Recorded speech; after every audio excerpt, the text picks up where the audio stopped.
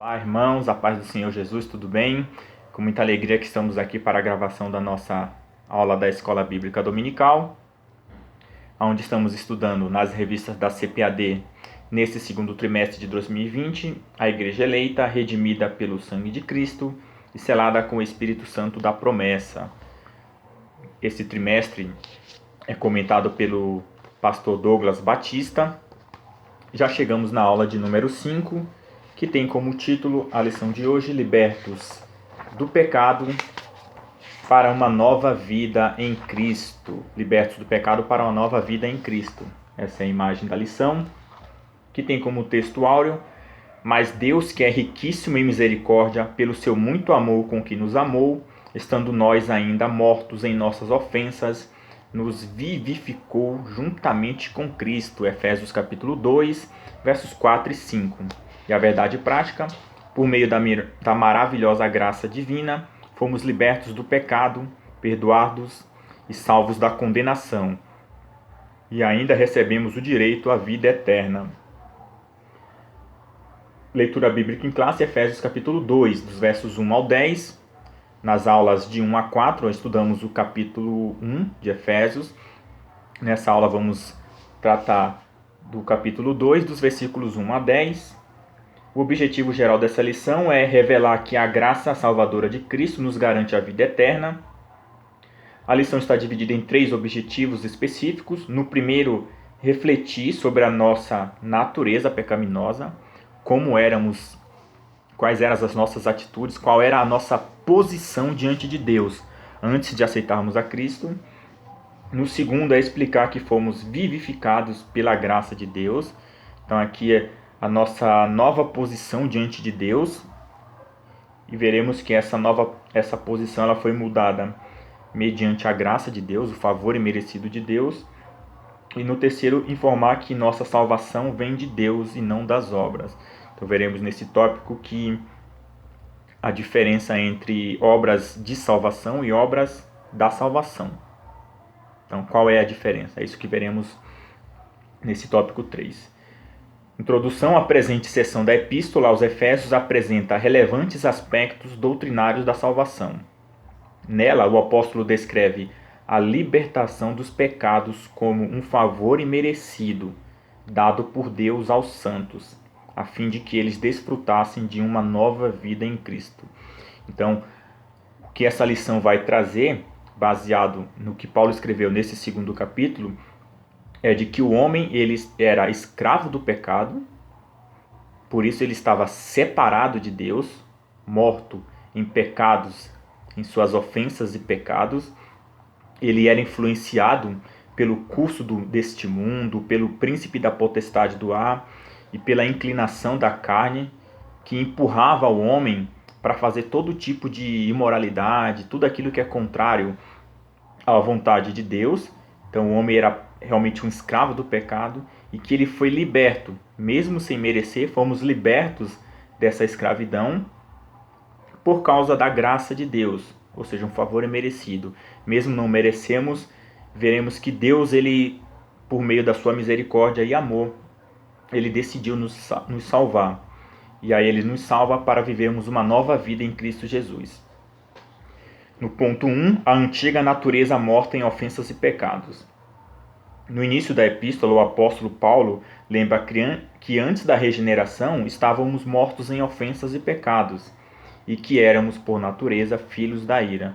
Então, no ponto 1, a nossa condição anterior, o comentarista ele vai trazer a explicação, a definição sobre os termos ofensa, o termo pecado, e também ele vai trazer o esclarecimento a respeito de que essas ofensas e pecados, ela trouxe o homem, ele é diagnosticado diante de Deus como morto, mas veremos aqui que é uma morte espiritual, e que é justamente o pecado que traz essa separação entre Deus e o homem. Então, tal qual um corpo inerte, a natureza pecaminosa impede o homem de ouvir e obedecer à voz de Deus. Quem assim vive está morto enquanto vive. Então as definições dessas palavras ofensas e pecado, e tratar a respeito dessa questão de estar morto, estar separado de Deus. Então a palavra ofensa, ela significa, ela tem um sentido de passo em falso, de forma deliberada.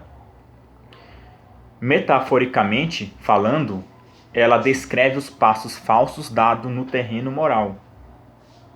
E geralmente ela é empregada na Bíblia, todas as vezes que essa palavra é utilizada na Bíblia, ela se refere, ela descreve a desobediência a algum mandamento conhecido. Então todas as vezes que nós desobedecemos algum mandamento de Deus de forma proposital, ou seja, nós conhecemos aquele mandamento, nós conhecemos a determinação de Deus e deliberadamente, propositalmente, nós resolvemos não cumprir aquele mandamento.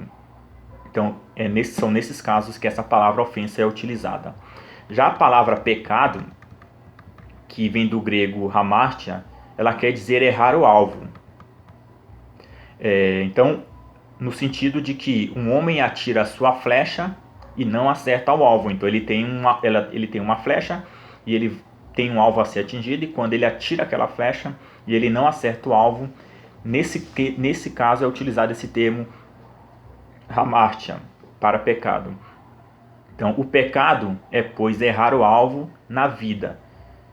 Então, no sentido bíblico aqui, no sentido espiritual que é utilizado, ela indica o fato de o homem não chegar a ser o que a pessoa deveria ou poderia ser. Então, uma vez que o homem ele foi criado para ser imagem e semelhança de Deus, o homem ele deveria refletir a imagem de Deus. E o homem, por um certo tempo, o primeiro casal, eles viveram assim. Eles viveram praticando justiça, verdade, misericórdia, amor, santidade. Então eles viviam ali conforme o propósito de Deus. E é justamente esse alvo que ele é estabelecido.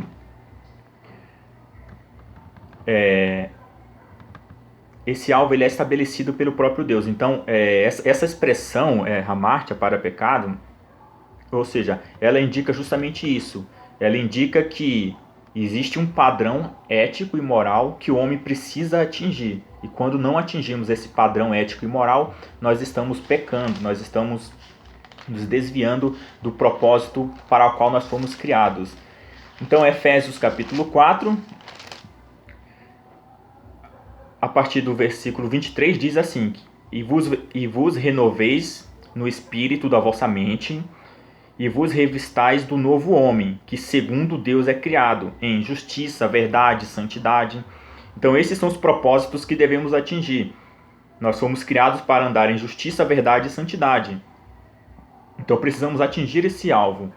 Então temos um alvo de padrão ético e moral que devemos atingir. Quando nós não atingimos, nós também estamos pecando. Então o apóstolo Paulo ele usa os dois termos para explicar que antigamente a gente vivia desobedecendo a Deus, porque a gente cometia pecados.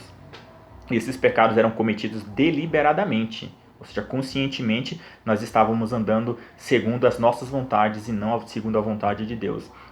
E aí por isso que Paulo vai dizer que por causa disso nós estávamos espiritualmente mortos. Então a palavra morte, ela traz a ideia de separação. Então quando a Bíblia lá em Eclesiastes 12:7 vai tratar da morte física, ela vai dizer que o corpo volta ao pó, de onde foi formado, o espírito volta a Deus que o deu.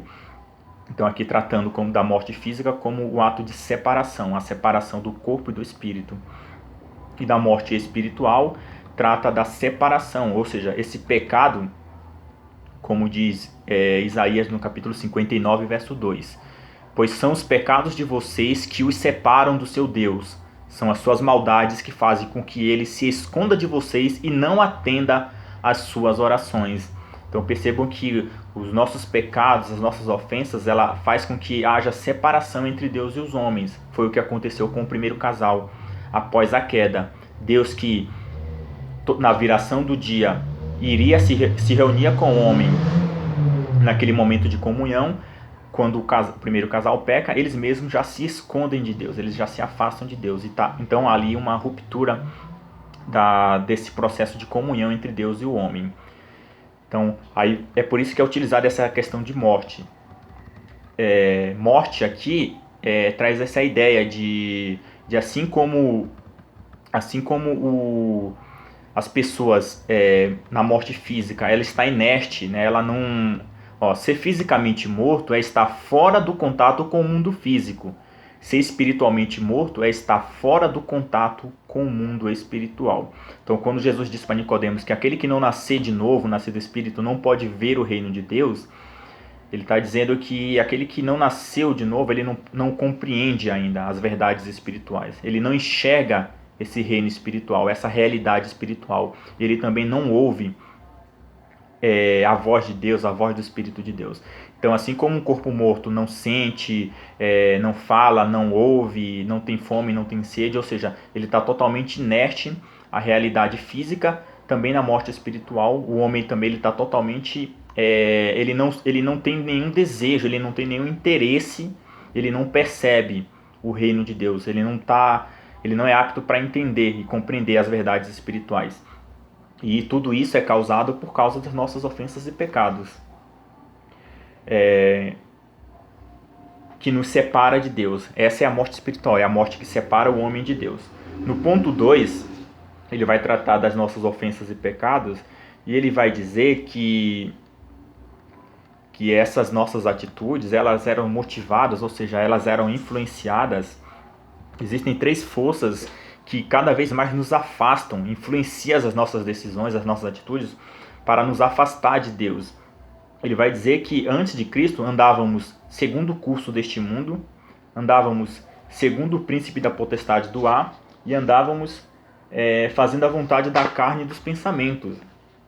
Então, quando ele usa aqui ele inicia, o comentarista inicia: a má conduta em que no outro tempo andastes refere-se às atitudes erradas adotadas na vida passada do salvo, antes da regeneração. Então a metáfora aqui do ato de andar diz respeito a um estilo geral da conduta diária. Então o verbo andar indica movimento, ação. Então quando Paulo usa essa metáfora do verbo andar, ele está querendo dizer que as nossas práticas, a nossa conduta se tornaram hábitos diários. Então esses pecados e ofensas se tornaram hábitos diários na nossa vida antes de conhecermos a Cristo. Então quando ele diz que andávamos segundo o curso deste mundo, o mundo aqui não é sinônimo da natureza criada por Deus. Ou seja, o mundo aqui é o sistema que pressiona cada pessoa para se conformar aos seus valores. Então o mundo ele dita um padrão, uma regra de maneira de conduta, de maneira de se comportar, de valores. Porém esse sistema ele é um sistema que vai totalmente contrário à palavra de Deus. E aí o apóstolo Paulo vai dizer que a gente não deve se moldar ao padrão deste mundo, mas transformem-se pela renovação da sua mente, para que sejam capazes de experimentar e comprovar a boa, agradável e perfeita vontade de Deus. E Tiago vai nos dar uma grande repreensão a respeito de nos deixarmos levar pelo padrão do mundo, quando ele diz no capítulo 4, verso 4: gente infiel, será que vocês não sabem que ser amigo do mundo é ser inimigo de Deus? Quem quiser ser amigo do mundo se torna inimigo de Deus. Então veja que grave repreensão aqui. Quando a gente nos deixa levar, nos moldar pela conduta do mundo, nós nos tornamos inimigos de Deus. Então, os homens espiritualmente mortos, eles abandonam as normas e caminhos de Deus pelas normas e caminhos deste mundo. Noutras palavras, trata-se de um padrão de vida caracterizado pelo mundanismo, que neste contexto significa tudo quanto é contrário a Deus e separado de Deus. Então percebam que os valores, a cultura, o modo de viver que é influenciado por todo esse mundo, eles são contrários à vontade de Deus, são contrários à palavra de Deus. Outro fator que ele coloca aqui é que andávamos segundo o príncipe da potestade do ar. Em 2 Coríntios, capítulo 4, verso 4, Paulo diz que o Deus desta era cegou o entendimento dos descrentes, para que não vejam a luz do evangelho da glória de Cristo, que é a imagem de Deus. Então aqui não se trata de referência a um tipo de demônio específico, e sim a uma ação demoníaca que pode manipular e aprisionar as pessoas. Então Paulo está dizendo que antes de Cristo éramos assim, e as pessoas que ainda não estão em Cristo, elas são assim, elas são manipuladas, ou seja, ela tem suas mentes e suas ideias aprisionadas por Satanás, e são influenciadas a agir contrárias à vontade de Deus. Então Paulo, por isso que Paulo, irmãos, ele vai alertar que a nossa luta não é contra sangue e contra carne. Quando Paulo diz que a nossa luta não é contra sangue e contra carne, mas sim contra os poderes e autoridades, ou seja, os dominadores desse mundo das trevas, forças espirituais da maldade, ele está querendo deixar bem claro justamente isso, que essas pessoas, principalmente pessoas que ocupam cargos políticos, ou pessoas que são grandes influenciadores na televisão, rádio, internet, então que essas pessoas elas têm suas mentes aprisionadas por Satanás. E toda essa ideologia, todas essas leis contrárias à palavra de Deus, a gente pode ver que hoje em dia está muito forte a questão do aborto, ideologia de gênero, o incentivo à imoralidade, a essa sexualização precária das crianças. Então tudo isso é motivado por mentes que estão aprisionadas por Satanás. E daí não adianta a gente brigar com as pessoas que estão sendo aprisionadas, mas a nossa luta são contra esses seres da maldade. Então é por meio de uma vida de oração, de jejum, da leitura da palavra e buscar em Deus que Deus venha a impedir a essa ação demoníaca, para que Deus venha a esclarecer e venha a abrir também o entendimento dessas pessoas que são influenciadas, para que elas não venham mais também a serem levadas por essa influência, mas que elas também venham a se converter a Cristo e a não mais andar segundo o curso deste mundo e nem ser influenciadas por Satanás. Ponto. Andávamos fazendo a vontade da carne e dos pensamentos. Então aqui carne também, ele não está falando da nossa carne, a nossa matéria física, mas ele está falando aqui da nossa natureza pecaminosa, ou seja, é a inclinação para fazer o mal que é inerente à natureza humana.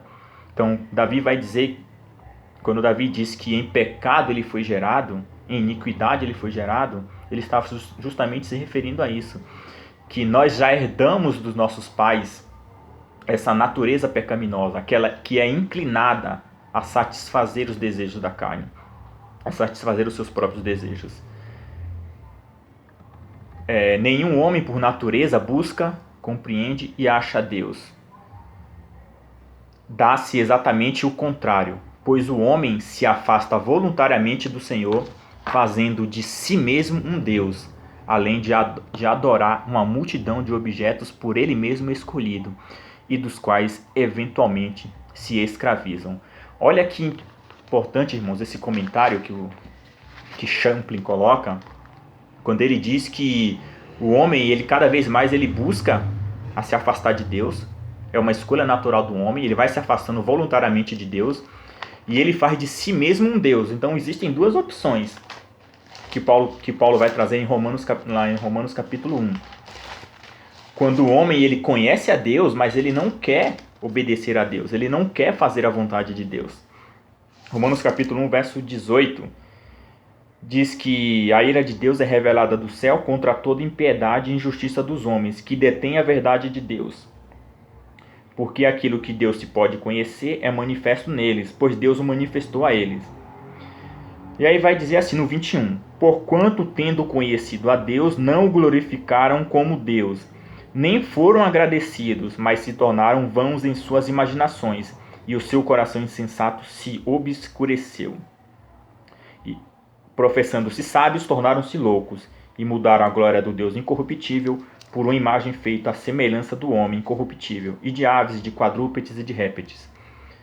Porquanto Deus também os entregou à imundícia por suas próprias luxúrias dos seus próprios corações, para desonrarem seus próprios corpos entre si. Então, quando o salmista também vai dizer que os deuses dos pagãos, eles têm olho, mas não vê, têm boca, mas não fala, têm ouvido, mas não ouvem. Então, dentro desse contexto do que Paulo vai dizer aqui, que eles mudaram a verdade de Deus em mentira e adoraram e serviram mais a criatura do que o Criador. Então perceba que o homem, ele não quer andar sendo guiado por Deus. Então ele quer seguir os seus próprios desejos, as suas próprias vontades, satisfazer as suas inclinações pecaminosas. Então o que o homem faz? O homem, ele tem uma necessidade natural de adorar a Deus, de se religar ao Criador. Mas por ele não querer se religar ao Criador, ele cria para si deuses. Então, quando ele cria um Deus para ele que tem olho, mas não vê, então significa que ele pode praticar todas as coisas que lhe apraz, sendo que esse Deus, ele tem olho, mas não vê. Diferente de nós que servimos a um Deus vivo, que é descrito como aquele que tem os olhos que tem como chama de fogo e que nada está oculto diante dele. Então perceba que o homem se sente mais à vontade para pecar. Então, quando ele tem esse Deus que tem olho, mas não vê, diferente de nós, que o nosso Deus vê todas as coisas. Sabemos que somos observados por ele em todo o tempo. Então, por isso que eles também têm deuses que têm boca, mas não fala. Por quê? Porque ele pode praticar todo tipo de maldade, todo tipo de pecado, e esse Deus não vai repreendê-lo. Então, isso é o que o homem procura, o homem busca. Ou então ele faz de si mesmo um Deus. E aí, quando ele decide realmente abandonar a Deus, ele não quer mais abandonar a Deus, Paulo diz que Deus então os entrega aos seus desejos pecaminosos. E aí, daí vai surgir todo tipo de malícia, cobiça, invejas, assassinatos, engano, prostituições.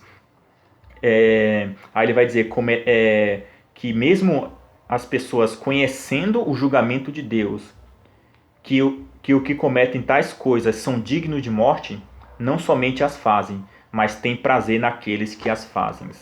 Então percebam que Paulo deixa bem claro que, embora nós temos a nossa natureza pecaminosa que é inclinada para fazer o mal, temos a influência de Satanás, temos também o curso desse mundo que vai arrastando, ou seja, são filosofias, são valores mundanos contrários à palavra de Deus que vai tentando ali dominar a sociedade. Embora tudo isso, Paulo deixa bem claro, como ele usa a expressão ali, ofensas e pecados, ou seja, desvio deliberado, errar o alvo, ele deixa bem claro que ainda assim a decisão de cumprir esses desejos vem do próprio homem.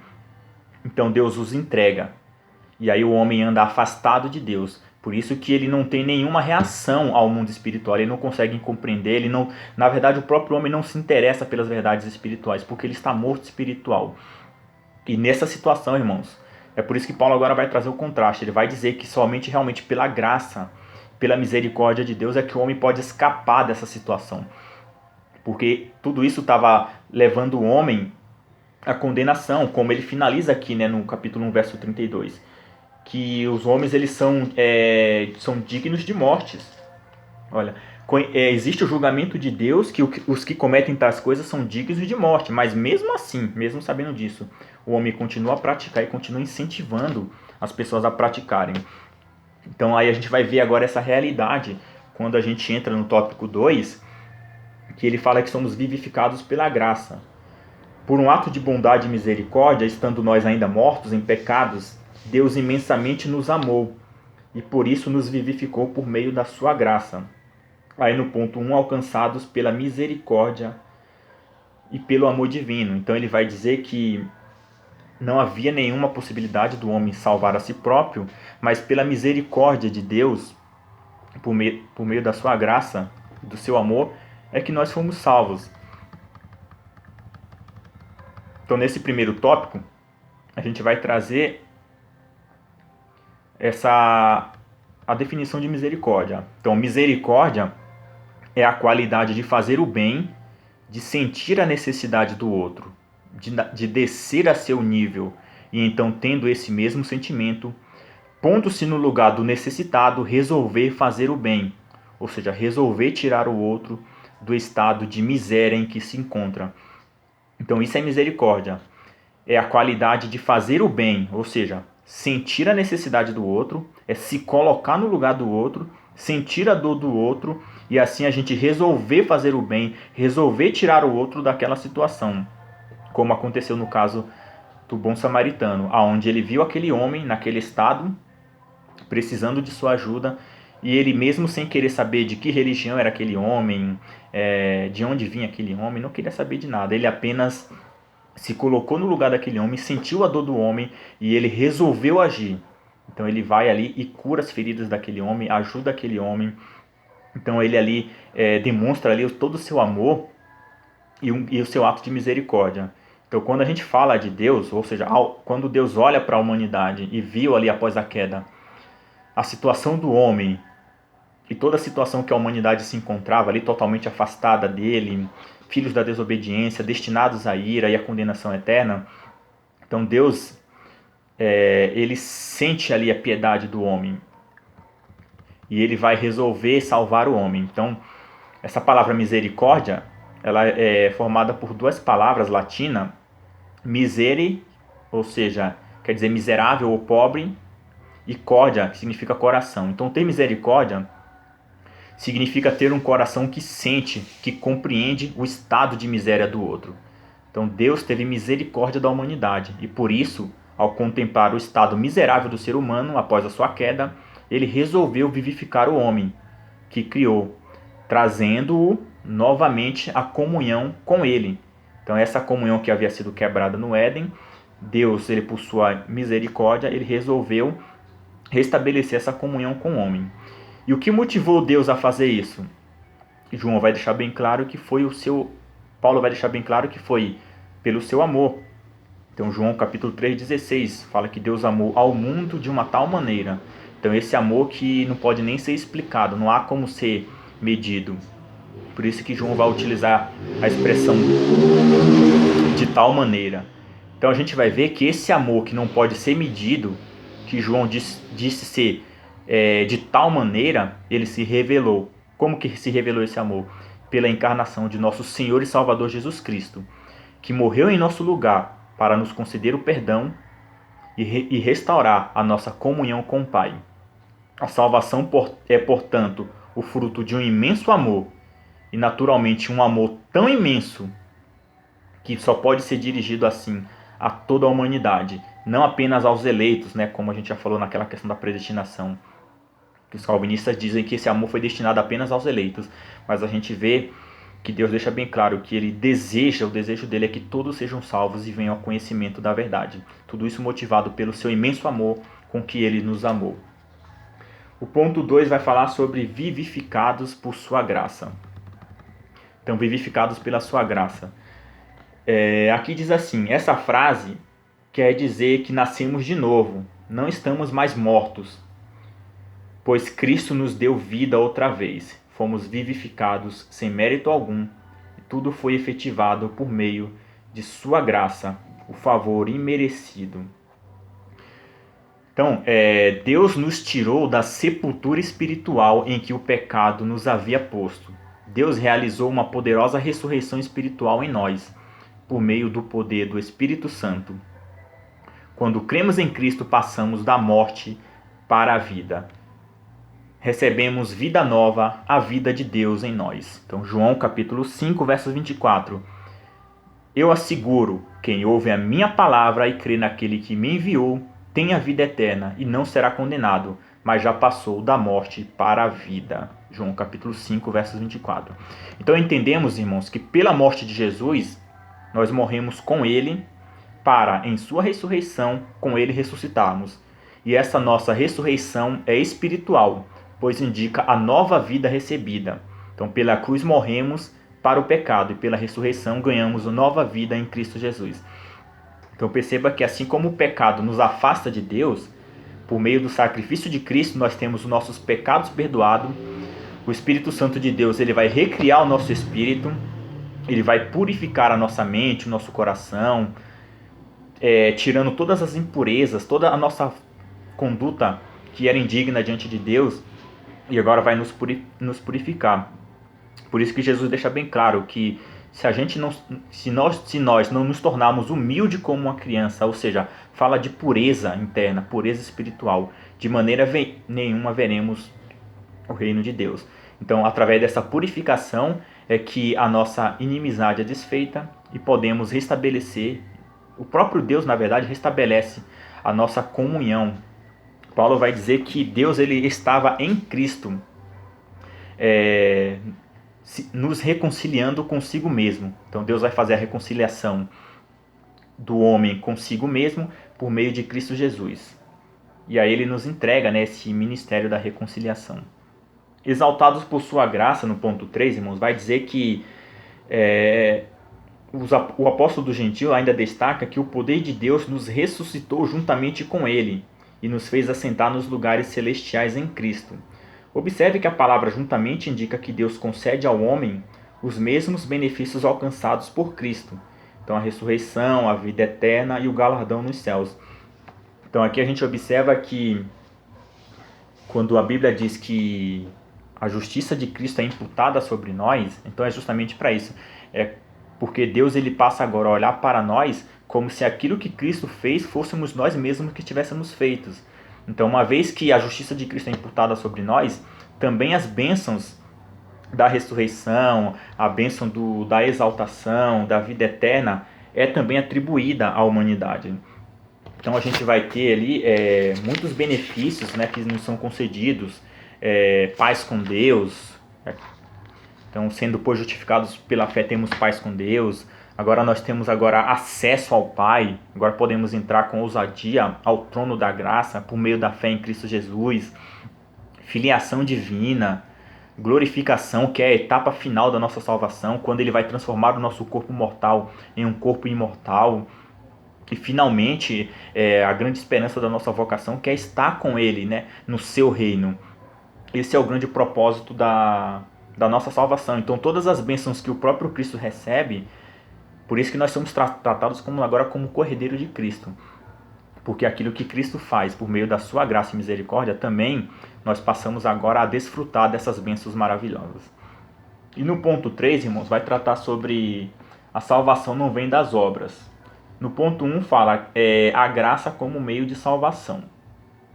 Então é aquela questão de deixar bem claro o que o apóstolo Paulo traz no capítulo 2, versos 8 e 9. Vamos ler aqui. Diz assim: porque pela graça sois salvos, por meio da fé, e isso não vem de vós, é dom de Deus.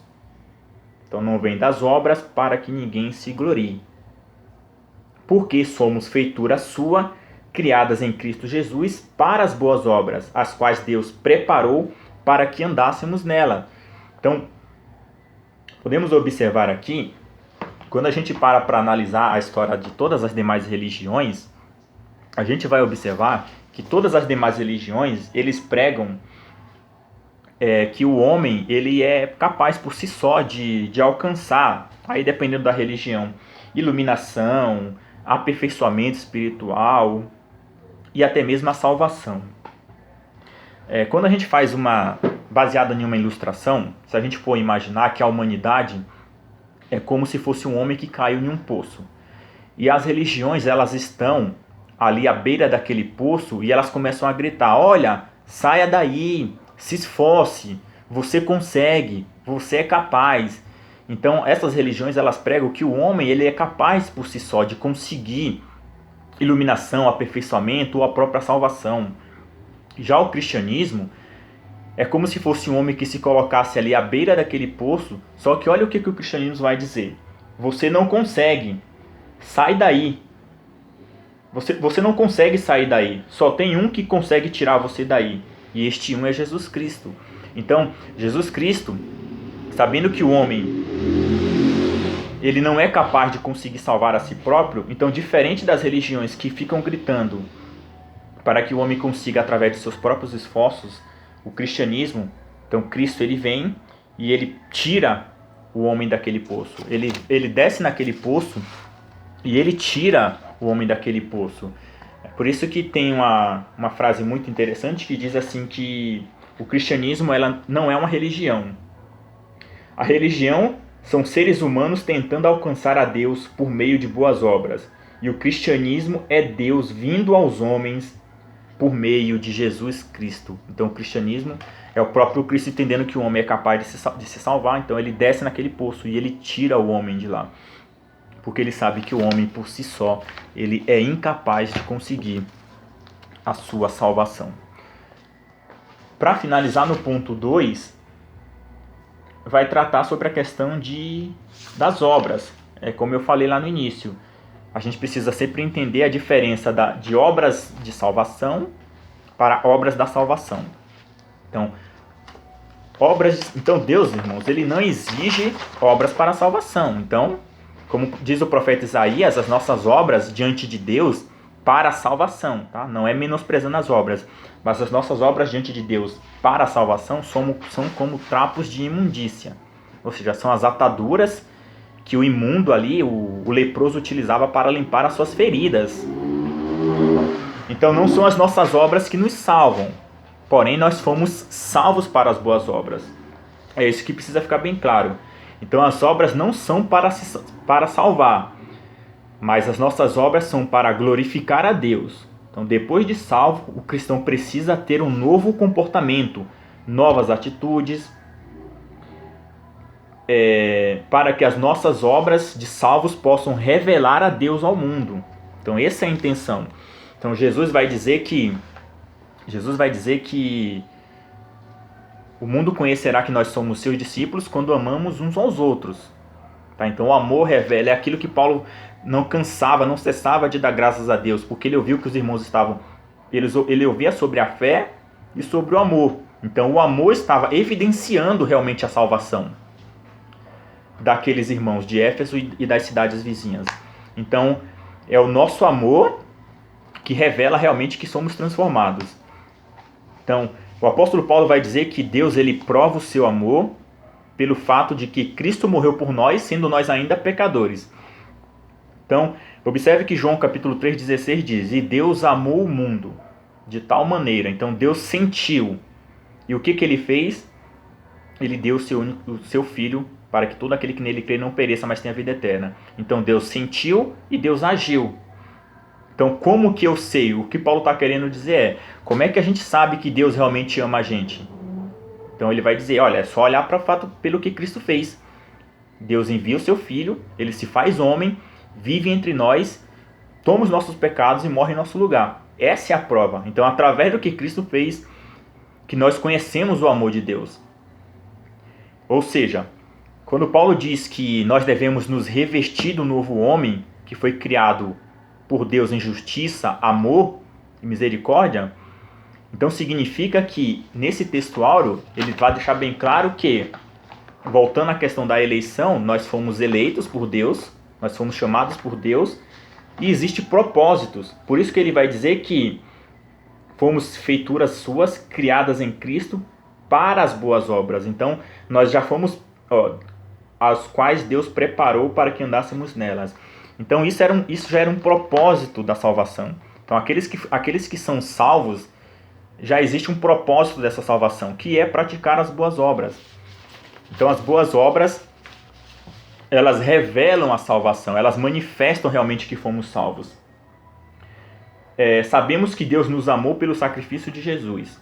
E sei que Deus me ama pelo fato de que Ele enviou o seu Filho para morrer por nós. Então como que eu sei que Deus me ama? Pelo fato de Ele enviar Jesus para morrer em meu lugar. Então o mundo vai entender isso por meio das nossas obras. Então, agora a gente precisa mostrar isso para o mundo, que Deus também ama as demais pessoas. E como é que a gente vai mostrar isso? Por meio do amor. É isso que Paulo está deixando bem claro, que o amor revela, evidencia a verdadeira salvação. Então, através da nossa salvação, através das nossas boas obras. Então, quando a gente pratica o amor, quando a gente manifesta a misericórdia, quando a gente manifesta o perdão. Então, se eu falo para as pessoas que Deus perdoa todas as pessoas e eu não perdoo, como é que essas pessoas vão acreditar que Deus é um Deus que perdoa, é um Deus que tem misericórdia? Então, quando eu pratico o perdão, eu revelo para as pessoas que eu pratico o perdão porque eu fui perdoado por Deus. Então, assim as pessoas conseguem entender que Deus é perdoador e que Deus pode perdoar também os seus pecados. Então, é através das obras. Então, nós não fomos... Por isso que é a diferença. Então, não existe obras para a salvação, mas existe obras da salvação. Ou seja, as nossas obras não nos salvam. A salvação é por meio da fé. É tudo mérito de Cristo. Mas nós fomos salvos para praticar as boas obras.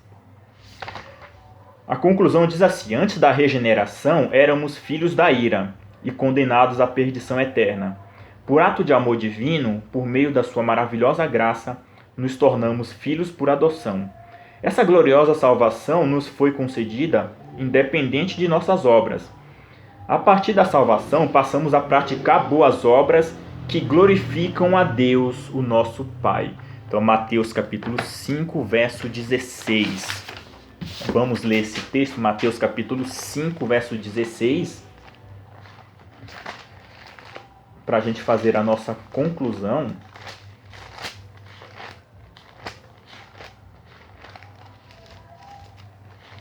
Mateus capítulo 5, verso 16. 5,16 diz assim: deixai a vossa luz brilhar diante dos homens, para que vejam as vossas boas obras e glorifiquem a vosso Pai, que está no céu. Então, Jesus disse que o Pai ele é glorificado, quando a gente pratica as boas obras. Quando a gente dá fruto, ou seja, quando a gente manifesta o amor, quando a gente anda em verdade, em justiça, em misericórdia, perdão, em mansidão, paciência. Quando a gente pratica essas coisas, as pessoas podem enxergar a Deus por meio das nossas obras. Veja que no Sermão do Monte vai ser dito ali que Jesus, abrindo a sua boca, os ensinava.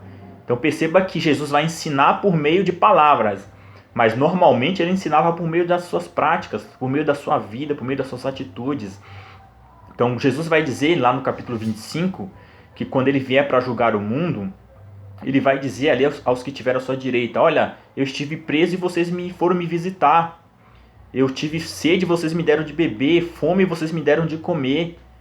E aí eles vão dizer assim: mas Senhor, quando é que te vimos nu e te vestimos? Quando é que você estava preso e fomos te visitar? Ele responde: olha, quando vocês fizeram isso pelos pequeninos, por estes pequeninos. Então percebam, irmãos, que é através das nossas atitudes é que a nossa fé realmente é revelada, que a nossa salvação realmente é evidenciada. Então é através da prática. Então a gente vai revelar a Deus ao mundo quando a gente praticar essas coisas. Quando a gente vê ali um necessitado e a gente ajudar. Quando a gente vê alguém ali precisando de uma visita e a gente visitar, um doente que estiver precisando de a gente visitar, alguém passando necessidade. É o que o Tiago vai dizer: como é que você vê alguém passando necessidade e você não vai ajudar? Ele vai falar: Deus te ajude. Não, se é uma ajuda financeira, que seja dada ajuda financeira. Se é uma visita, que seja feita essa visita. Se a pessoa tem fome, que seja suprida a sua fome. Então, por isso que a fé sem obras é morta. Por quê? Porque nós fomos salvos para isso, para fazer as boas obras. Então, Deus nos pede para sermos luz desse mundo e sal da terra, para que os homens vejam as nossas boas obras. Então Deus ele nos elege, mas ele coloca propósitos para a nossa salvação. Ele nos chamou e para a gente praticar boas obras com dois propósitos: para que ele seja glorificado. Então, quando a gente pratica boas obras, Deus é glorificado, e também o mundo passa a conhecê-lo. Então, a gente vai revelar a Deus às pessoas quando a gente praticar boas obras. É aquilo que eu já falei. Eu demonstro para as pessoas que Deus é amor quando nós amamos uns aos outros, e quando a gente pratica também o amor para com essa pessoa. Quando somos misericordiosos, como praticamos o perdão, as pessoas conseguem enxergar a Deus por meio das nossas atitudes. E qual que é o principal objetivo? É Deus ser glorificado, é Ele ser revelado para o mundo, e Ele sendo revelado para o mundo, para que essas pessoas possam ir até Ele também. É por isso que Paulo fala que Deus estava em Cristo e estava reconciliando o mundo consigo mesmo, e Ele nos dá esse ministério da reconciliação. Porque agora nós temos também o dever também de reconciliar o mundo com Deus. E isso vai acontecer quando a gente praticar os seus mandamentos, as boas obras. E aí a gente vai revelar Deus ao mundo, para que as pessoas também possam se converter, para que as pessoas também possam entregar a sua vida a Deus e possam também fazer parte desse povo eleito, um povo que vai ser lavado e remido no sangue de Jesus e gozar também, irmãos, dessa grande salvação, de viver as bênçãos espirituais aqui nessa terra e principalmente da vida eterna, irmãos. Então, dentro desse contraste, as pessoas ainda que não servem a Deus, vejam que Cristo simplesmente não perdoou nossos pecados, mas os nossos pecados ele foi jogado sobre Cristo para que a ira de Deus fosse desviada de sobre nós. Porém, aqueles que ainda não aceitaram a Cristo, eles permanecem debaixo da ira de Deus. E se essas pessoas também não se converterem, elas passarão pela condenação eterna. E é isso que Deus deseja, não deseja que aconteça aos seres humanos. E Ele nos convoca para essa missão. Somos cooperadores de Deus. Deus ele nos alistou para o seu exército, esse grande exército da salvação. É um grande privilégio, irmãos, fazer parte disso. Por isso precisamos agir de acordo com o chamado ao qual fomos convocados. Viver segundo a imagem de Cristo, revelar a justiça, a verdade e a santidade de Deus para aqueles que ainda não servem a Deus, para que essas pessoas também escapem dessa condenação eterna e possam também desfrutar desses privilégios de Deus que já passamos aqui nessa vida, mas principalmente na vida eterna, onde estaremos eternamente com Deus. Amém, irmãos? Que Deus abençoe a vida de cada um de nós e que possamos estar na próxima aula juntos, se não presencialmente aqui por meio deste canal. Deus abençoe a todos, lembrando que somos filhos de Deus, Ele tem cuidado de nós em todos os sentidos. Ainda diante desse momento que estamos passando, devemos sempre lembrar que Deus é bom o tempo todo, e o tempo todo Deus é bom. Amém? Deus abençoe a todos e fiquem todos na paz do Senhor Jesus. Amém.